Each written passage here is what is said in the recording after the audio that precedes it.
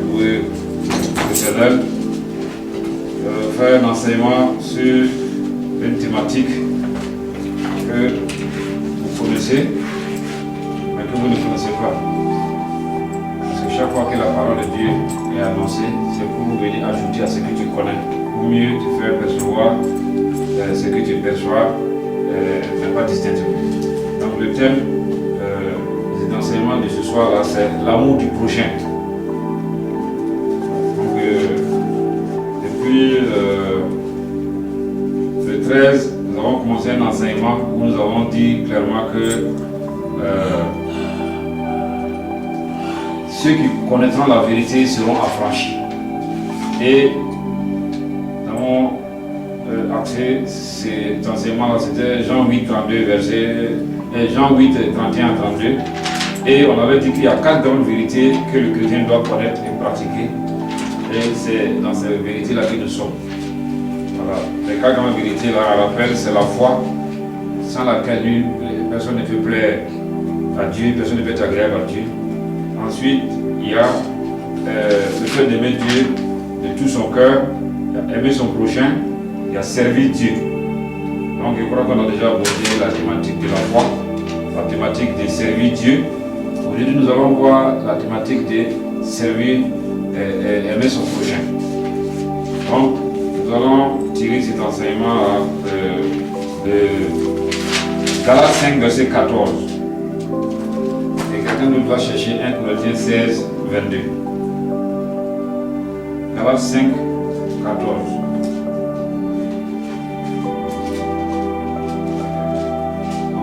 Dans Galates 5, 14, vous verrez que c'est Paul qui parle de l'amour comme étant l'accomplissement de toute la loi.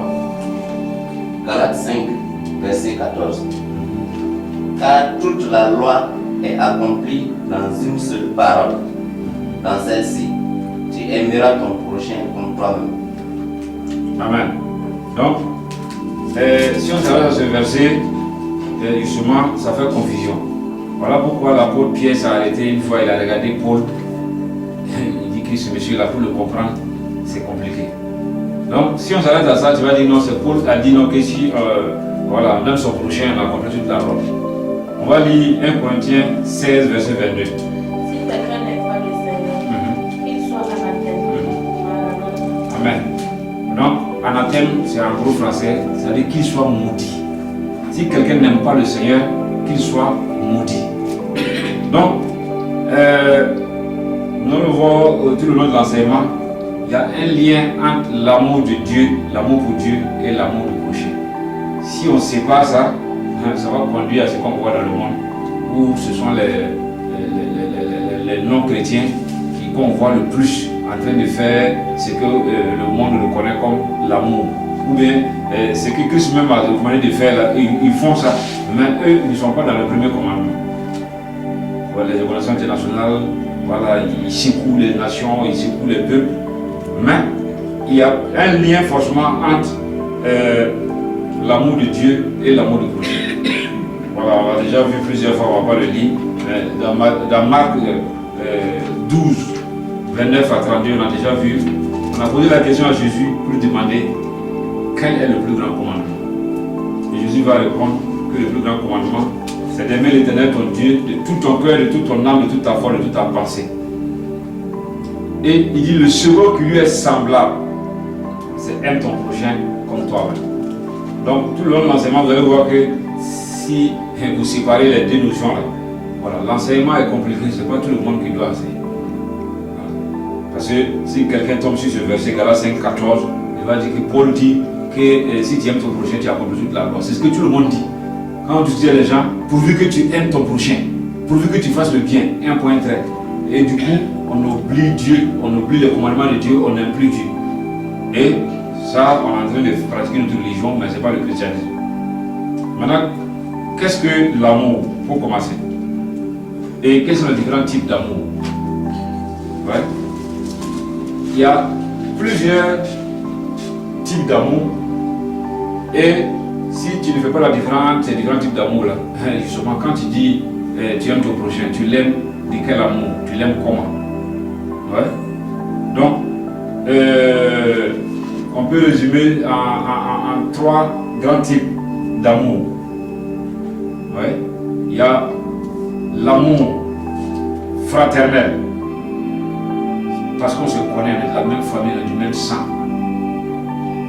Il y a un amour qui est là. Et chacun se bat pour ses enfants, et pour sa famille proche, pour ses parents, à cause du lien du sang. Ça, c'est l'amour fraternel. J'ai déjà... Bon. Il y a l'amour Eros, qui est l'amour physique entre une femme et un homme. Ouais, ça aussi c'est l'amour. Malheureusement, il y a des gens qui comprennent ça mal. Voilà. Il y en a qui disent à l'église, on dit non, aimez-vous les uns les autres. Donc, voilà, ils pratiquent ça dans l'église. Ils s'aiment les uns les autres. Et ils ont des doctrines, multipliez-vous, ainsi de suite. Ouais. Donc, l'amour Eros, ça c'est l'amour érotique, l'amour physique entre un homme et une femme. Et l'amour fraternel, ça c'est l'amour entre frères et sœurs, entre les gens qui ont un lien, le sang. Maintenant, le troisième grand type d'amour, c'est l'amour agapao, l'amour désintéressé. L'amour fraternel là, en grec, on parle de l'amour philéo, voilà. Donc, et l'amour de Dieu, c'est l'amour agapao. Voilà. Donc, ça c'est l'amour désintéressé. Il n'est ni physique, il n'est ni parce qu'on se connaît, mais parce que, voilà, tu m'as fait du bien. C'est un amour total et désintéressé. Donc, c'est les 3 grandes catégories d'amour qu'on peut trouver. Donc, c'est très important de faire la différence. Est-ce que si quelqu'un n'est pas ta femme ou ton mari, tu peux l'aimer quand même, c'est-à-dire lui faire du bien? Est-ce que si quelqu'un n'est pas ton frère, ta soeur, n'est pas de la même religion, de la même religion que toi, est-ce que tu peux l'aimer? Ouais. Donc les autres types d'amour sont limités. Mais l'amour agapao, lui, n'est pas limité. L'amour Eros, ça peut finir. Ça, c'est un amour physique. Ça peut diminuer en fonction des circonstances. Voilà. Et ça peut même disparaître. L'amour fraternel, également, l'homme est limité. Il y en a des gens même qui ne parlent plus avec leurs frères, il y en a qui ont déshérité les enfants, et ainsi de suite. Mais l'amour agapao, lui, il n'échoue jamais. C'est l'amour de Dieu.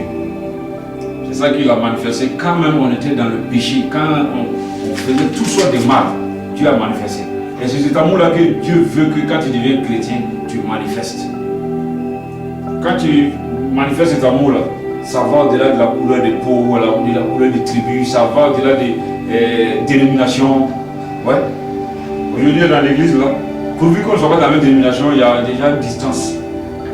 Ça, c'est d'abord vraiment chrétien. On n'est pas de la même religion, il y a une distance. Ouais. Tu me fais du bien, je t'aime. Si j'ai fait des erreurs, tu m'aimes plus. Ouais. L'amour agapao, lui, il est fixe, il est stable. Et c'est cet amour-là que nous devons rechercher et pratiquer. C'est ça qu'on dit d'aimer son prochain. Et on va voir dans la suite de l'enseignement, Jésus va définir c'est qui le prochain. Parce que nous on a tendance à définir le prochain là comme les membres de notre famille. Donc c'est proche. Ouais. Donc, on a vu qu'est-ce que l'amour.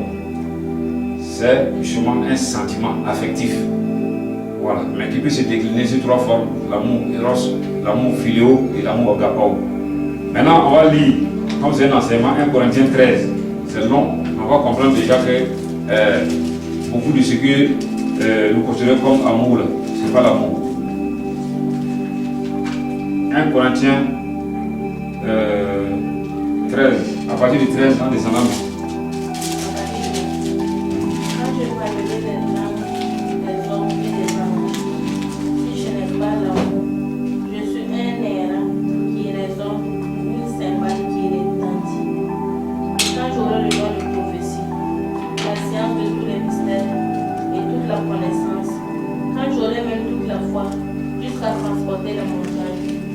pas l'amour, je ne suis rien.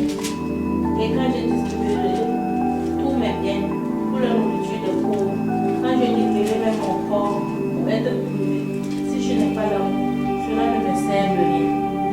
L'amour est patient, il est plein de bonté. L'amour n'est point envieux. L'amour ne se vante point.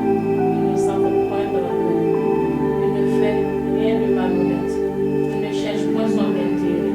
Il ne s'irrite point. Il ne soupçonne point de mal. Il ne se réjouit pas point de l'injustice, mais il se réjouit de la vérité. Il excuse tout. Il croit tout. Il espère tout. Il supporte tout. L'amour ne périt jamais. Les prophéties prendront fin. Les langues cesseront. La connaissance disparaîtra. Car nous connaissons en partie. Et nous prophétisons en partie. Mais quand ce qui est parfait sera venu, ce qui est partiel disparaîtra. Lorsque j'étais enfant, je parlais comme un enfant. Je pensais comme un enfant. Je raisonnais comme un enfant. Lorsque je suis devenu homme, j'ai fait disparaître ce qui était fait.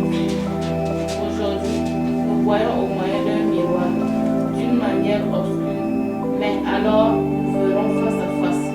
Aujourd'hui, je connais en partie, mais alors je connaîtrai comme j'ai été connu. Maintenant donc, ces trois choses demeurent: la foi, l'espérance, l'amour. Mais la plus grande de ces choses, c'est l'amour. Amen. Donc, voici la définition que Paul donne de l'amour. Et quand on regarde dedans, Paul va au-delà de ce que nous on considère généralement comme l'amour. Nous on se limite. Nous on se limite à la miséricorde. L'amour va au-delà. Voilà pourquoi Paul va dire dans ce passage-là, même si je donnais tous mes biens, même si j'ai déchiré mes vêtements pour quelqu'un, si je n'ai pas l'amour, c'est en vain. Donc comment tu peux comprendre ça? Toutes ces choses sont dans l'amour, mais l'amour ne se résume pas à ça. Donc, il a commencé même par dire une chose importante, parce que justement, il a remarqué en son temps, comme nous le remarquons aujourd'hui, que les gens ont tendance à mettre l'accent sur les dons plus que sur l'amour.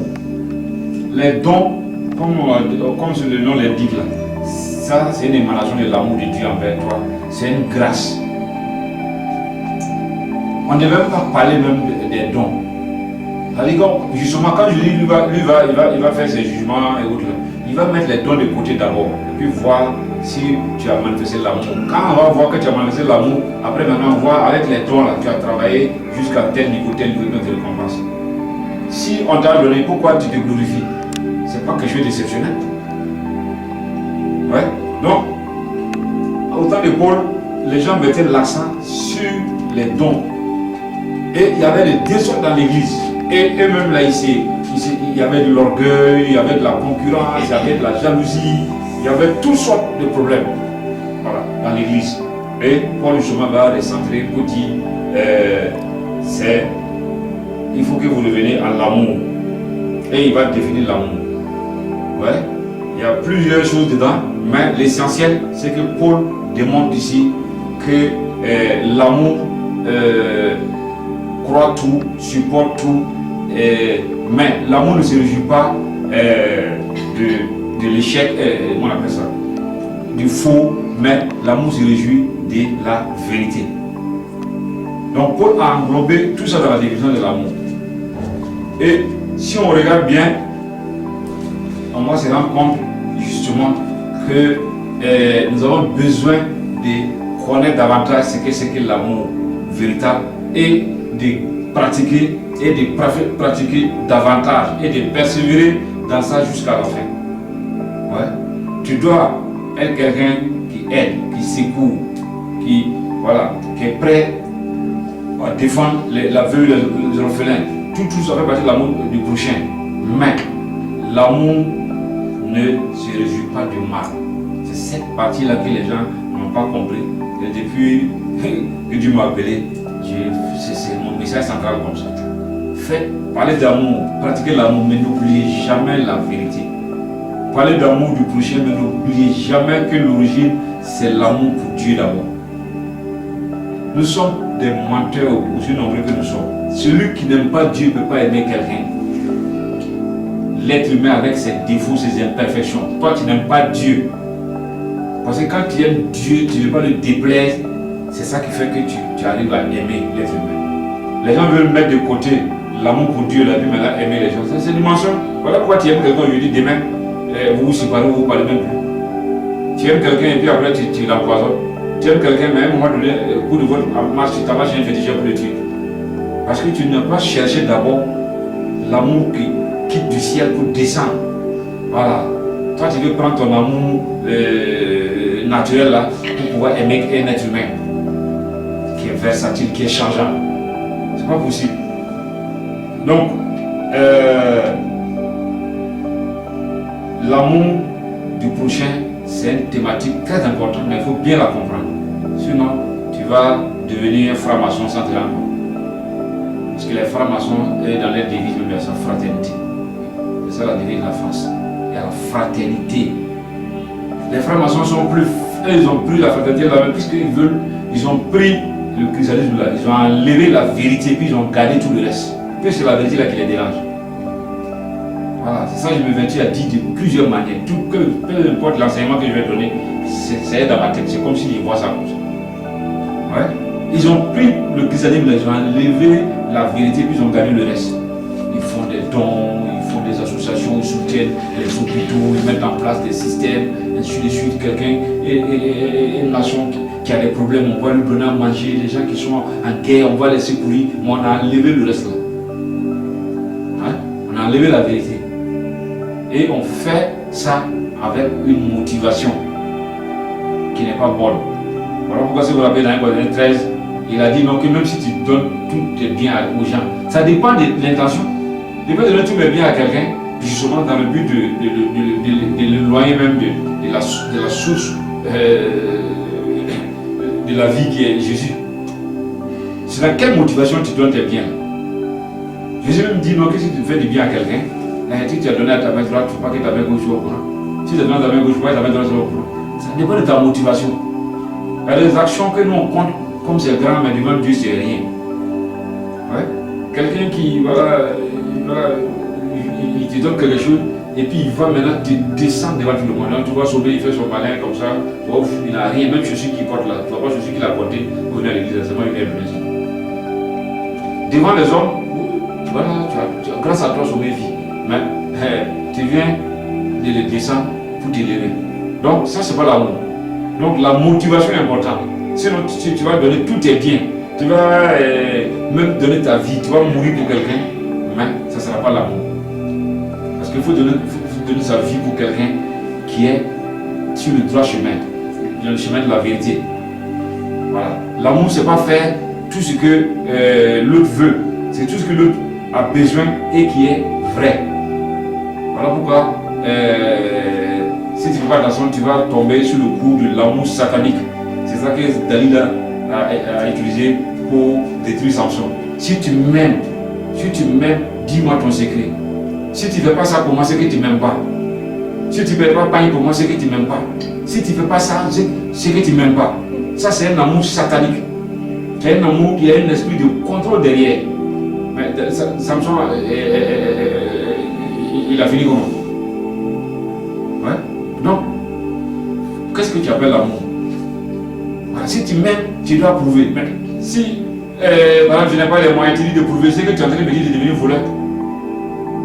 On dit l'amour supporte tout, on se supporte, on est pour résoudre. Ouais. Donc, qu'est-ce que tu appelles l'amour?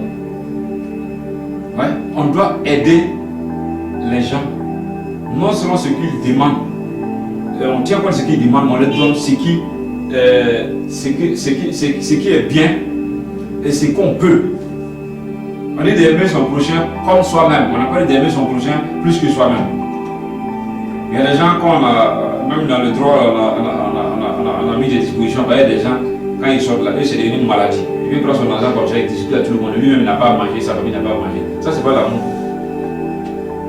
Ça, c'est une forme de démence. On dit d'aimer ton prochain comme toi-même. Ouais, on appelle d'aimer ton prochain plus que toi-même. Ouais. Dieu seul peut aimer son prochain plus que lui-même. Voilà pourquoi il s'est donné lui-même. Donc, il faut qu'on ait une compréhension exacte de ce que est l'amour. Maintenant, si on a compris un peu, je l'ai déjà dit, je le rappelle pour qu'on continue, l'amour du prochain est une conséquence de l'amour pour Dieu et du premier commandement. Voilà pourquoi les 10 commandements qu'il a donnés à Moïse là, ça a commencé d'abord par le premier commandement. Tu aimeras l'Éternel ton Dieu de tout ton cœur, de toute ton âme, de toute ta force, de toute ta pensée. Ensuite, tu aimeras ton prochain comme toi-même. Donc, sinon si vous remarquez, quand vous causez avec les gens dans le monde, tout le monde est d'accord avec l'amour, mais ne vient pas parler de choses. Ouais. Maintenant, nous allons lire rapidement, comme c'est un enseignement, Luc 10, verset 28 à 37, la parabole du bon samaritain.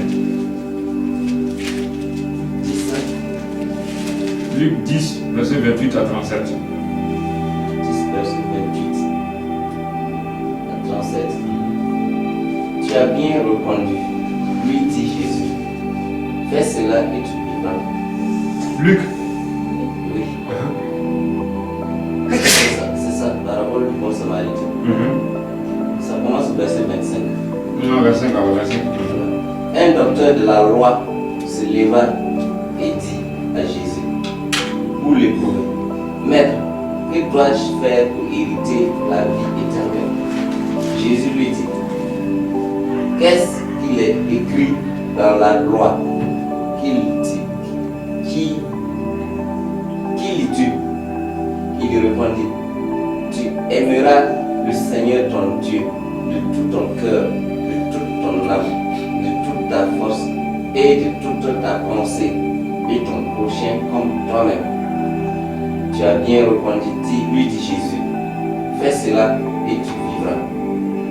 Mais lui, voulant se justifier, dit à Jésus, et qui est mon prochain? Jésus reprit la parole et dit, un homme descendu de Jérusalem à Jéricho, il tomba au milieu des brigands, qui le dépouillèrent, le chargèrent de coups et s'en allèrent, le laissant à demi-mort. Un sacrificateur qui par hasard descendait par le même chemin, ayant vu cet homme, passa outre. Un lévite qui arriva aussi dans ce lieu, l'ayant vu, passa outre. Mais un samaritain qui voyageait étant venu là, fut ému de compassion lorsqu'il le vit. Il s'approcha et banda ses plaies en y versant de l'huile et du vin. Puis il le mit sur sa propre monture, le conduisit à une hôtellerie et prit soin de lui. Le lendemain, il tira 2 deniers, les donna à l'autre et dit, aie soin de lui, et ce que tu dépenseras de plus, je te le rendrai à mon retour. Lequel de ces 3 te semble avoir été le prochain de celui qui était tombé au milieu des brigands? C'est celui qui a exercé la miséricorde envers lui, répondit le docteur de la loi. Et Jésus lui dit, va, et toi, fais de même. Amen. Amen. Donc voici un exemple pratique de qu'est-ce que l'amour du prochain. Aujourd'hui, un peu partout, les gens ont pris ça pour faire nom de l'alimentation, le bon samaritain. Pourtant, je suis sûr que si quelqu'un part là-bas, les mendier, ils vont le prendre du vide du haut. Voilà. Donc, bon samaritain est petit enrichi. Voilà. Ça, c'est le monde. Mais Jésus, à travers cette parabole-là, il répond à plusieurs questions. D'abord, il te montre qui est ton prochain, et puis il te donne dans quelle intention tu dois aider ton prochain. On m'avait dit en haut là-bas que tu peux exercer la miséricorde et puis être déchu de la récompense si tu as une mauvaise intention. Mais ici, on va voir que le monsieur, non seulement il est dans la notion de prochain, selon Jésus, mais il avait une de bonnes motivations. Ouais. Donc vous avez l'histoire, il y avait quelqu'un qui a été attaqué par les brigands, et puis il était blessé, couché au bord de la voie. Et il y a 3 personnes qui vont passer. Premièrement, un sacrificateur. Voilà. Un sacrificateur connaît la loi et il sacrifie pour l'Éternel, l'homme des offrandes. Voilà. Et ensuite, un lévite, c'est la même chose. Voilà, la tribu de Lévi, c'est des sacrificateurs. Amen. Chacun a disparu. Le sacrificateur même lui ne voulait pas toucher. Parce que là, voilà. Et voilà, la personne est sale, il va le salir, c'est pas son frère. Peut-être que les brigands sont à côté, ils vont surgir. Et il a disparu. Ouais. Le Lévite, c'est pareil. Mais le Samaritain, au temps de Jésus, là, c'était parmi les 3 catégories qu'on avait dans la cité. Là. Et on ne les considérait même pas comme des gens qui connaissent Dieu. Voilà pourquoi Jésus fait exprès pour prendre cet exemple. Voilà. Puisque Israël et puis Samarie, ils étaient côte à côte. Voilà. Et puis voilà, on disait que notre Dieu n'est pas de Samarie, Dieu est Israël, et ainsi de suite. Mais voici un exemple concret où le sacrificateur, les Lévites, voilà, ils sont les Israélites là, ils ont échoué. Mais c'est le Samaritain. Voilà pourquoi Jésus dit les premiers seront les derniers et les derniers seront les premiers. Et il va s'arrêter, prendre le monsieur, le mettre sur sa monture, le conduire dans une auberge, attendre, il va faire les premiers soins et ensuite, comme il devait partir, il a donné l'argent, il a pris des dispositions. On veut dire si les dépenses, si l'argent qu'il a donné là, il ne sait même pas même si le gars là-bas, le soigner, va bouffer. Il dit, bon, si ça va suffire, mais utilise ça. S'il y a quelque chose qui manque, fais-moi signe, à mon retour, je paye. Pourtant, il ne le connaît pas. Ce n'est pas sa femme, ce n'est pas son frère, ce n'est pas sa soeur. C'est ça le prochain. Il n'y a pas une femme qui va passer, elle va voir son enfant qui est couché à terre, elle va pas les secourir. Mais si elle voit d'autres enfants, elle va dire non, est-ce que ce n'est pas un terroriste? C'est-à-dire qu'on est devenu mélangé. Est-ce que ce n'est pas un bandit? Est-ce que ce n'est pas un quoi? Le monde où on est là est devenu tellement mélangé. Voilà pourquoi justement, quand tu es dans la communion du Saint-Esprit, que Dieu t'oriente. Effectivement, tu peux aller vouloir secourir que ça devient un problème, comme tu peux dépasser quelqu'un, c'est un ange qui t'a dépassé. Donc comment faire? C'est dans la communion avec Dieu qui peut t'orienter. Soit il te dirige dans tes pensées, soit même à l'avance dans la journée il te dit qui tu vas croiser et comment il faut l'aider. Et pour ne pas un jour être rejeté. Donc, qui est ton prochain? Ouais. Voilà pourquoi on a commencé par définir les 3 types d'amour. Parce que on a tendance, ouais, un jour on va faire un enseignement, ça sera sous forme de conférence. Peut-être même quand on va inviter des non-chrétiens. Et là, ceux qui aiment la philosophie ou bien les doctrines, on va faire un enseignement. Et puis quelqu'un va m'expliquer. On dit qu'il y avait 2 hommes, Adam et Ève, et que tout le monde descend. Comment se fait-il que non, toi tu es mon frère, lui n'est pas mon frère? Est-ce qu'on est intelligent? Ou bien il y avait, je ne comprends pas l'histoire. Ou bien c'est moi je ne suis pas normal. On est tous issus d'un même ancêtre. Quand il y a dit mon ancêtre là, où est la différence là? Maintenant, à cause des conditions climatiques, il y a eu des races, des couleurs. À cause des ressources naturelles, voilà, des pâturages et autres, les gens se sont dispersés. Et c'est devenu maintenant, on a inventé maintenant, l'enfant qui sort de toi, c'est lui, ton enfant. Vous êtes du même père, à côté là, vous êtes des frères et soeurs, les autres, ce n'est pas vos frères. Ça, c'est le plus grand mensonge des Satan. Ouais. C'est le plus grand mensonge des Satan. Et notre mensonge encore, ça, tout ça, au fur et à mesure, on va faire des conférences. Voilà, les conférences, ça veut dire que là, si tu veux, tu es professeur d'université, si tu veux, tu es musulman, si tu veux, tu viens. Ouais, on va faire des conférences pour démontrer que, effectivement, sur cette question de frères, il y a un problème. Deuxièmement, actuellement, beaucoup d'Africains sont dans une ignorance grave. Comme ça, ce n'est pas des trucs sanitaires, je n'aime pas parler de ça, mais ça, c'est à travers des conférences publiques. Par exemple, qui te dit que Jésus n'est pas noir? Qui te dit que toi qui es assis là, tu n'es pas un lévite? Qui te dit que tu n'es pas de la tribu lévite? Les Africains disent non, qu'ils préfèrent laisser que la religion chrétienne là, que c'est pour les blancs. Il y a beaucoup d'études il y a des preuves qui montrent que c'est logique. Adam et Ève là sont des noirs, puisque c'est la déformation de la mélanine qui donne la couleur blanche. La couleur blanche là ne peut pas devenir noire. Ouais. Donc les blancs sont issus des noirs. Les Jésus, les Joseph et autres au monde dans les films, là, ils étaient noirs, beaucoup avaient la peau noire.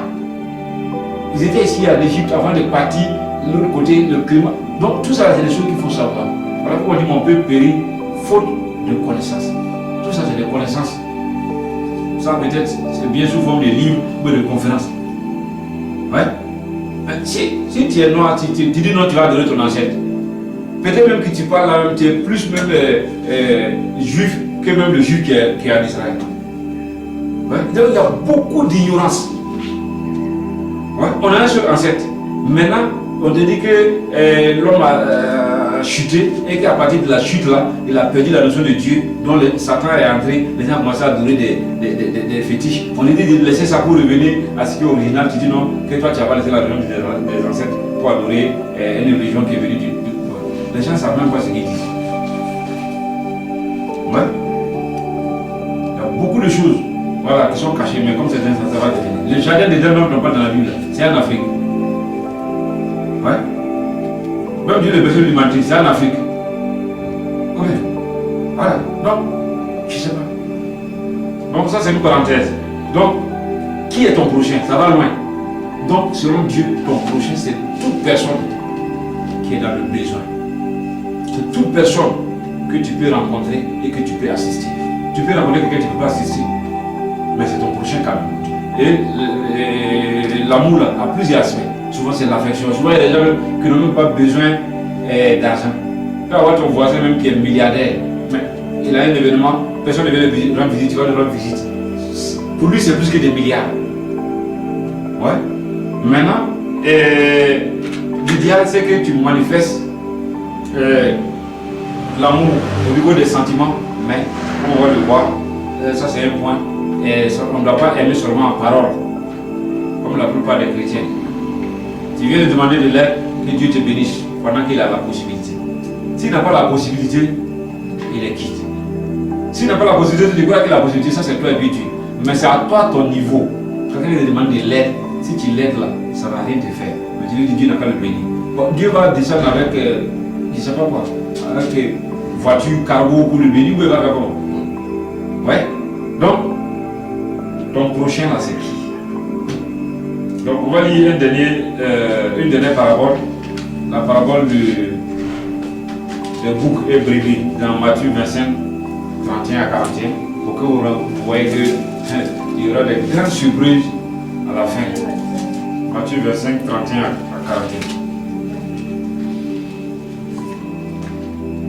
Il enverra ses anges avec la trompette retentissante, et ils rassembleront ses élus, les participants, de l'une extrémité des cieux jusqu'à l'autre. Instruisez-vous à une comparaison tirée du Figaro. Dès que ces anges deviennent tremblants, et que les feuilles poussent, vous connaissez que l'été est proche. De même, et Matthieu 25. verset 31. Gisèle.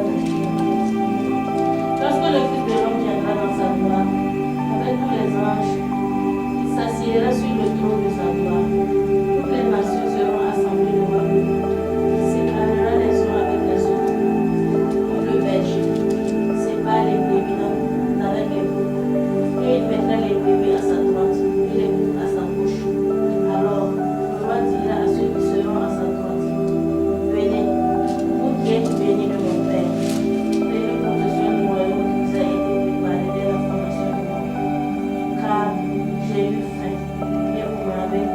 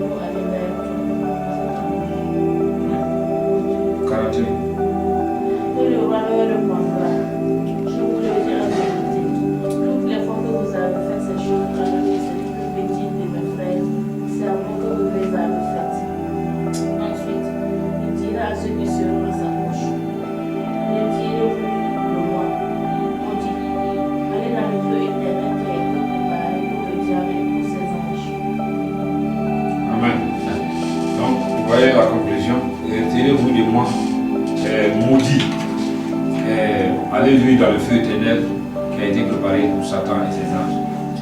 Donc, vous avez lu le début, à partir du verset 31, 25, 31, quand le Fils de l'homme va revenir, ce sera pour enlever l'Église. Et il va faire une séparation. Les boucs d'un côté et puis les brebis de l'autre. Les brebis à droite, les boucs à gauche. Et il y aura un jugement. Et le jugement là sera essentiellement basé sur ça. Parce que si tu dois aimer Dieu, et si tu aimes Dieu, ça va t'amener à aimer ton prochain. Et si tu aimes ton prochain, voici les choses simples que tu dois faire. C'est-à-dire, si tu vois quelqu'un qui est malade, tu peux l'aider, tu l'aides, tu peux le rendre visite, tu le rends visite. Tu vois quelqu'un qui n'a pas à manger, si tu peux lui donner à manger, tu lui donnes à manger. Si tu peux donner une pièce, tu lui donnes une pièce. Un prisonnier, voilà, tu peux lui rendre visite, tu peux lui donner quelque chose, tu lui donnes quelque chose. Ainsi de suite. Comme on n'a plus pas le temps, on va rentrer dans les détails. Mais Jésus a présenté deux catégories de personnes. Il y a une catégorie, ils étaient saints, faisaient beaucoup de bonnes choses. Mais quand ils voyaient des gens qui étaient dans le besoin, non, eux ils cherchent Dieu. Mais ils ne voient pas les gens qui sont dans le besoin, les malades, les prisonniers, mais eux ils cherchent Dieu. Ils ne manquent pas dans les temps, comme les Samaritains, les sacrificateurs qu'on a vus. Ils ne manquent pas à l'église, mais eux, qui dira moi j'ai cherché Jésus. Donc voilà pourquoi quand Jésus va leur dire non, allez de moi, ils ne comprennent pas. Il dit, mais Seigneur, si nous on t'avait vu, malade, prisonnier, dans la vérité, comment il faut nous respecter? On connaît la loi. Comment on va voir Jésus et puis on va voir les il va dire retirez-vous de moi. Parce que chaque fois que vous n'avez pas fait ça à l'un de mes frères, c'est à moi que vous avez refusé de faire ça. À l'inverse, d'autres aussi, eux, ils vont se soucier des malades, des prisonniers, des vieux, des orphelins, ainsi de suite. Et puis ils vont s'asseoir, là ils vont dire, vraiment, l'affaire de Dieu, là on essaie de marcher, on n'arrive pas, vraiment c'est pas facile, c'est pas simple. Est-ce que nous autres là on est important? Et Jésus va leur dire non, que vous passez à droite, vous allez rentrer dans mon paradis. Ils vont dire, qu'est-ce qu'on a fait? Il dit, on n'a rien fait. On n'a pas prophétisé, on n'a pas enseigné, on n'a pas fait de grandes choses. Qu'est-ce qu'on a fait? Il dit, non, est-ce que tu ne t'es pas trompé? Il dit, non, je ne me suis pas trompé. À chaque fois que vous avez fait ce que vous avez fait à l'un de mes frères, c'est à moi que vous avez fait ces choses. Ouais. Or, moi,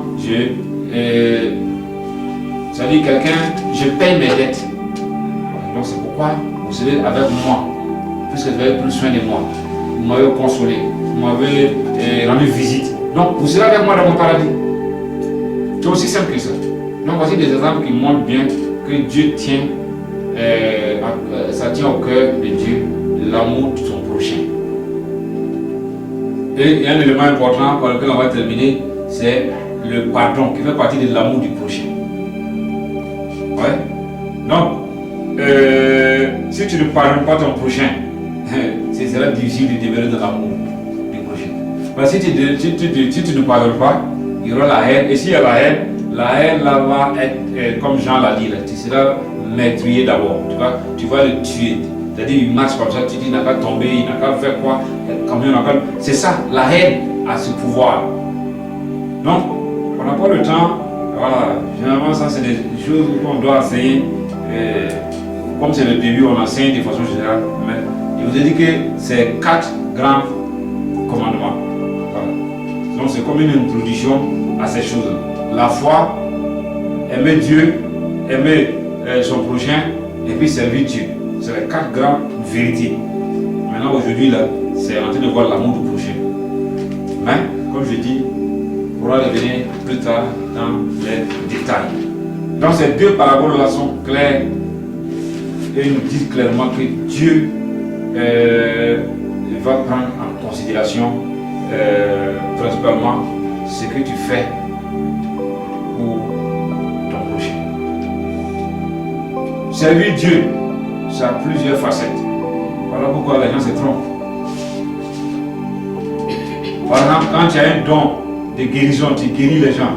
Ça, c'est le don. Mais donner à manger à quelqu'un, ça, c'est plus ton don. C'est ça que Dieu compte.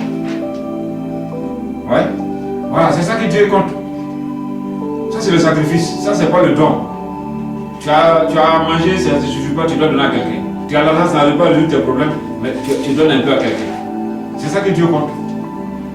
Mais les gens, tout ce qu'ils connaissent, c'est prophétiser, c'est faire des miracles, voilà, c'est enseigner, voilà, c'est chanter. Ouais. Je me rappelle une fois, on était à une conférence, c'est Cisco.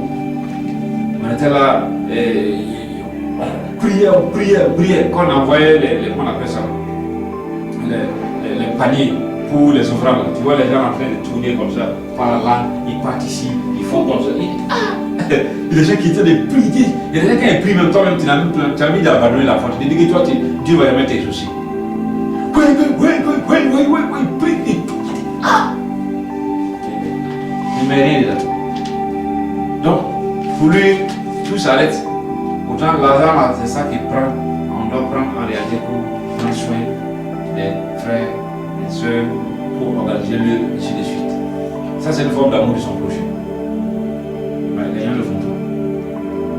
Mais les gens dans les ministères, c'est les gens qui doivent les donner seuls. C'est-à-dire que le verbe donner là, à quelqu'un, lui, il n'y a pas ça dans son logiciel. C'est recevoir qui est dans son logiciel. Ouais. Et il est content, puisque ça, on le voit.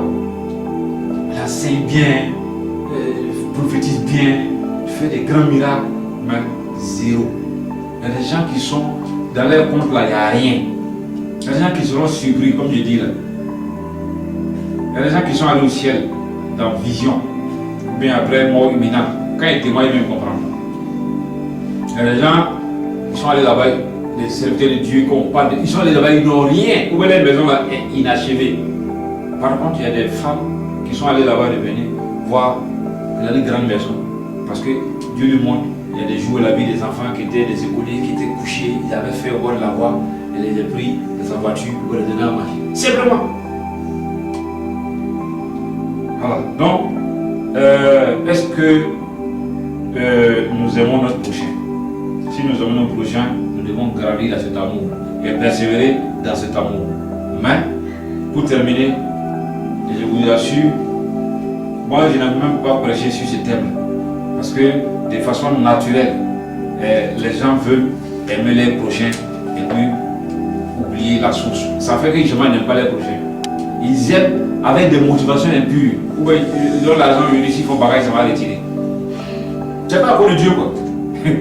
Parce que voilà, il aime le gars parce qu'il pense que le gars il était comme ça. Qu'il ne savait pas qu'il allait faire ça.